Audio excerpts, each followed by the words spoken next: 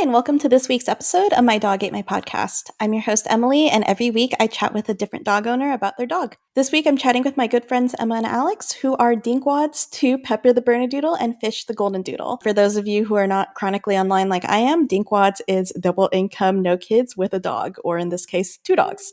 Please enjoy.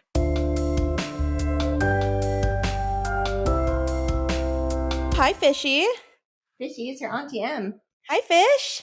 So Pepper just turned 8. 8, yes. Okay, Pepper just turned 8. Walk me through her birthday celebrations. So at some point, it might have even been since her first birthday, the tradition is to get a cheeseburger on your birthday. And cheeseburger? Burger, cheeseburger. Okay, I didn't get cheese. You didn't get cheese. Any burger. I don't know that she's noticed. Okay, good. And we can always fix that for Fish's birthday. But we live pretty close to Alki Beach, and it's one of my favorite places to go walking. And we hadn't been all summer. I kind of avoid it in the summer, personally. It's just a lot more crowded. Just a nice, cozy evening, autumnal evening beach walk. And there's a place in Alki called Blue Moon. And they have outdoor seating area and a fire pit. Was I kind of want to go back. It was really nice. Go back there more often. The people who own it or were working there are super, super friendly. They brought both the girls bacon out, and we all had a family burger dinner for Pepper's golden birthday because it was on the 8th. So, yeah. Oh, and did Fish also get a burger? Fish. So since we've added Fish. Yeah, they each get a burger on each other's birthday. Yeah. Okay. It works out because Fish's birthday is in April. So I think that's 6. They get a burger every 6 months. They get a half birthday burger and a birthday burger. That sounds like a good plan. It's okay, if it's your birthday, it's my birthday, and if it's my birthday, it's your birthday. It's kind of hard to sell to a dog why their sibling is getting a burger and they are not. So I feel like sometimes, I wouldn't know, but I feel like it's the same with human children too. Probably if you have one, and if they're really little, it's like, well, I can't really explain to you why your sibling gets all the toys. There's no reasoning, right? Yeah. So Pepper got her birthday burger. Any other fun traditions that you have with the girls, either for birthdays or otherwise? Wouldn't say any long traditions. That's the big one for sure. Yeah. They get to open gift wrap on Christmas. It took Fish. It was Fish's first Christmas last year, so it took her a little bit to get into it. But I have a feeling this Christmas she's gonna really get into it. As long as it doesn't lead them to think, oh, anything that's wrapped is now mine. That's always been my concern with it. It seems like they've been okay. At least Pepper. We'll see about Fish, but she seems to understand that it's okay, we're handing this to you. Yeah. Although you did hand her a bill. Yeah. Alex is handing her bills. Oh no, it was a speeding ticket. Yeah, that's a speeding ticket. My dog ate my speeding. I think. Oh no, I gave it to my bunny. My marriage certificate after getting divorced. I gave it to the bunny. Yeah, I was thinking, I gave it to Jax, but no, I gave it to the bunny. So also an option. Someone ate it. Someone tore it up. So you could give speeding tickets, you could give, parking tickets, whatever you want to the dogs. And if they ate it, then it doesn't exist, right? So it's, you don't have to pay for it. Yeah, exactly. Yeah, I think there's no flaw to that plan. Tell me a little bit then about their daily routines. As I know we started with sort of their birthday celebrations, holiday celebrations. What are their daily routines like? Because I know it's very dog park heavy, but at least more on the weekends. We generally try to go to the dog park every other day. Pepper is much lower energy, so realistically she can get away with it. It's Fish needs to go to the dog park at least every other day. Yeah. Whatever time they wake us up in the morning, or whoever's up first, us or the girls. Typically it's us at 7 or 8 o'clock, one walk in the morning, and then 3 out of 5 days, one of us is at home. We'll take them on 1 or 2 walks during the day, and then a walk as soon as we get home. And then, a poop walk after our dinner. Yep. And then one more bathroom walk at the end of the day. And then they sleep in the room with us, on the bed with us. But there's a little bit of a rotation going on because they don't tend to both be on the bed at the same time. Well, let's be honest about it. Fish is afraid of Pepper. Pepper kind of bullies Fish. Not to any point, dear listeners, our dogs are not abusing each other. We're not abusing each other. But Pepper is a little bit of a bully to Fish. She likes her own space. Pepper loves her own space, and Fish loves Pepper so much that it's a little bit one-sided. And so if Pepper's on the bed, Fish kind of feels like maybe she shouldn't be on the bed, especially when both of us are home. If one of us is out of town, I have found that they will both be on the bed. No problem. You just need a bigger bed. You need like a California king, or you need like two queens side by side. When the whole room becomes a bed at that point. Yeah.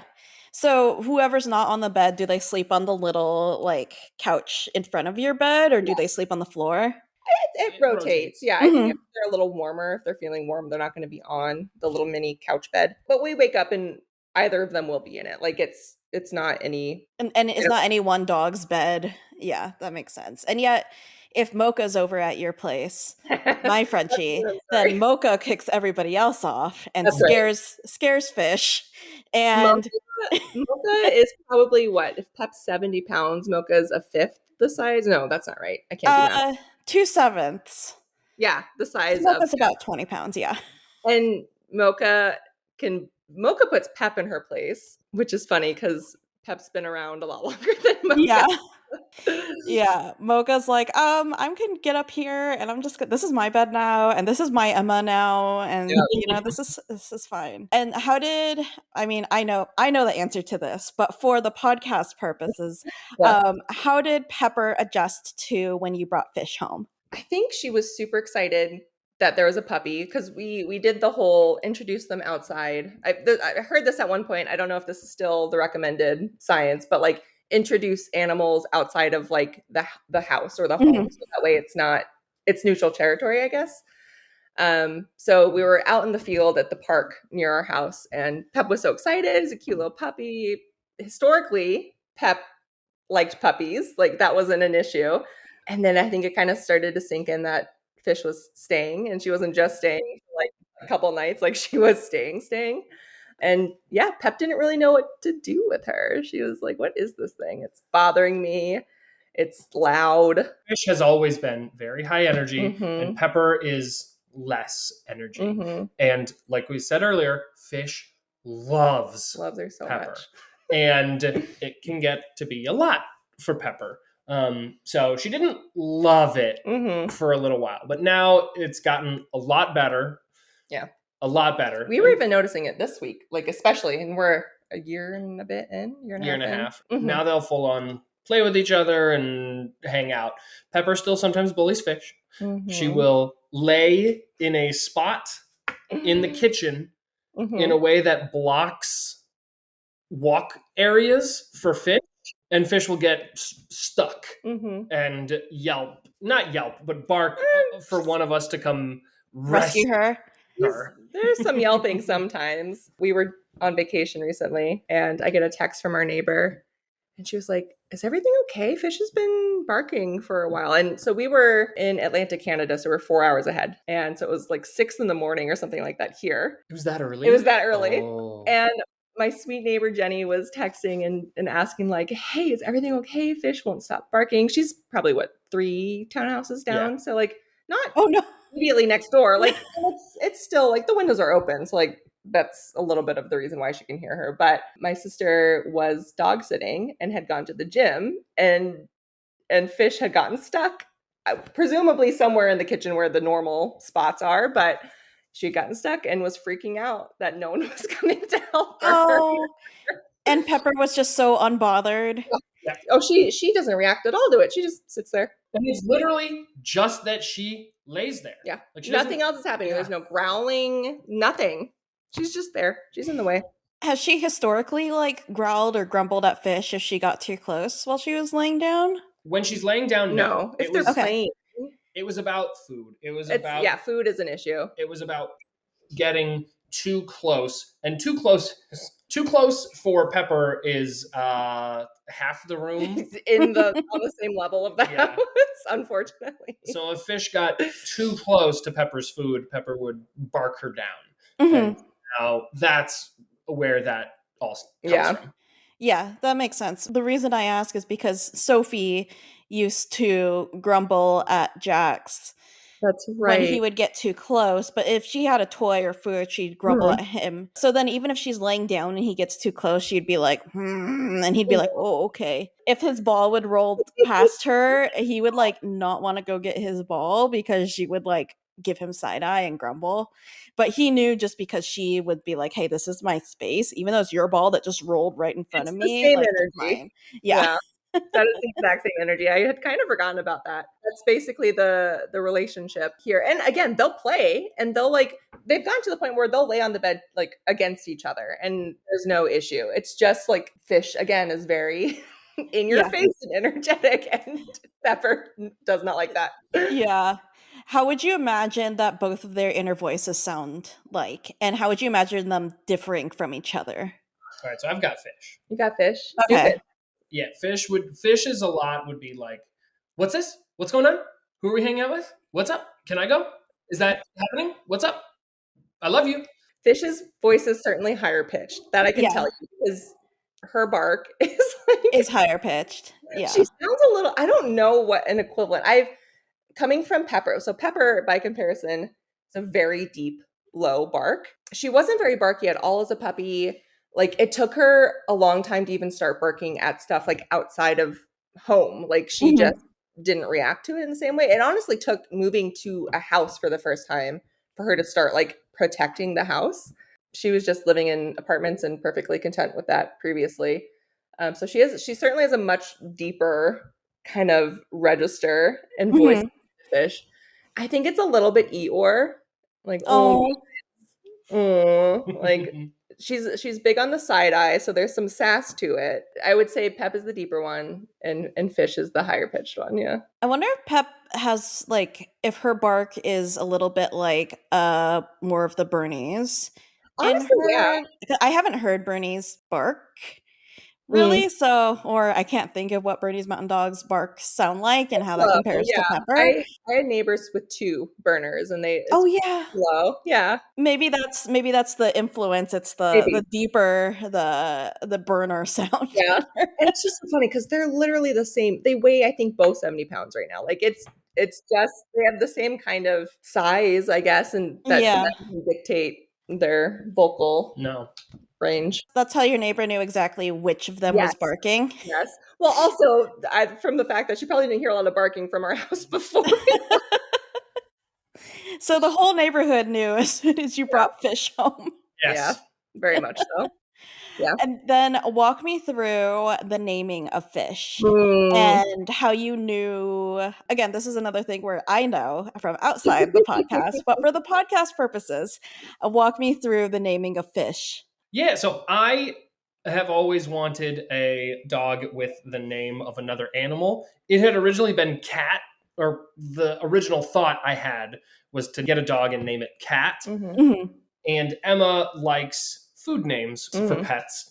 So we kind of were just talking about which animals you can eat and what we talked about. Cow and I was going to say, are we limiting it to the U.S.? I think we're specifying U.S. Yeah. The non-morbid crossover of food and animal. Yes. And then we picked Fish. And we're like, oh, that sounds good. And you had that picked out before you went and picked her up. Yes. The breeder, Rebecca, did laugh when we told her that her name was Fish. She's like, okay, sure. Her litter name was Gretel, so that's still her middle name. Was it a fairy tale theme? It was fairy tale. Right? And Pepper's her name was Violet. Good job. You tested it. Was it a flower theme or was it just colors? Because she had the purple collar, right? Yeah, the purple collar. It was Colors of Autumn. One of her litter mates was Scarlet. And is Pepper's middle name Violet then? Or like what are the girls' like government names? Their government names, yes. So each of them have 2 middle names. We'll start with Fish. Fish is Gretel and Samara, because Samara Joy is the jazz musician who we were seeing the night we found out we were going to get Fish. That's kind of like an honor of her. Pepper's other middle name, I will let you tell the story, is Murray, like Murray. When Emma and I first started dating, we were talking about middle names, and she was like, oh yeah, my middle name is Marie, the very common middle name. And I said, Marie? And she said, like, yeah, the very common middle name for girls around mid-90s. Yeah. I was like, okay, sure.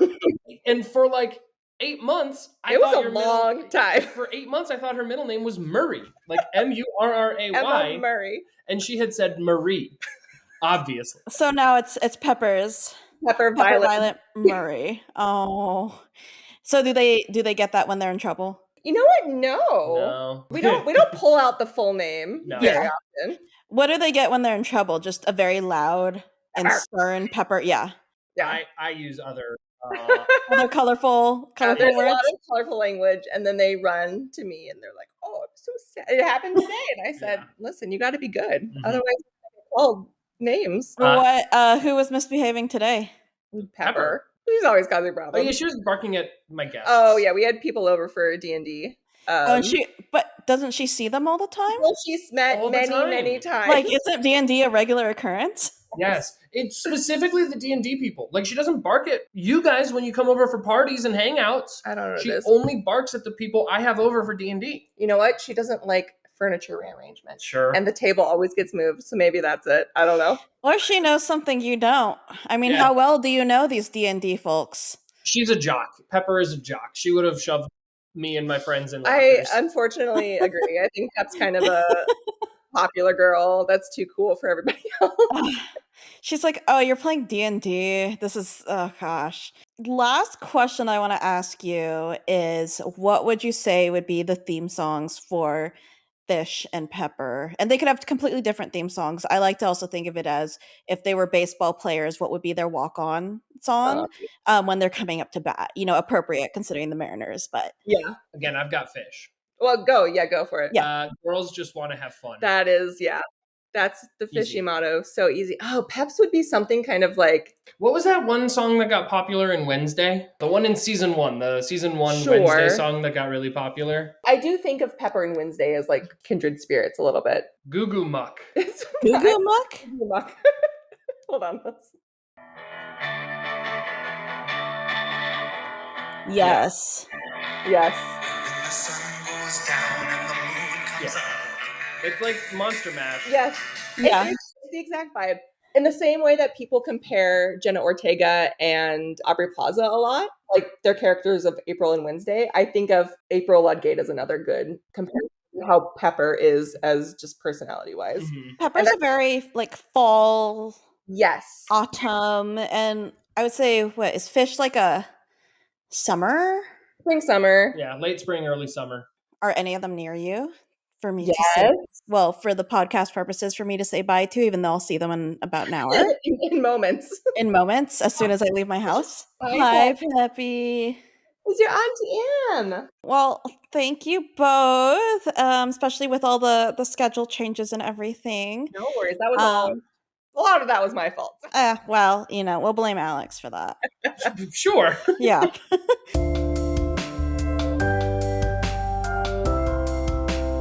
Thanks for listening, and you can follow along with Pepper and Fish's adventures on Instagram at pepper.the.brunadoodle. Also, if you live in Washington State and you're anywhere near Tacoma Humane Society or Kitsap Humane Society, you can check them out for your next dog or cat. Thanks, and don't forget to subscribe to My Dog Ate My Podcast anywhere you get your podcasts so you never miss an episode. See you next week.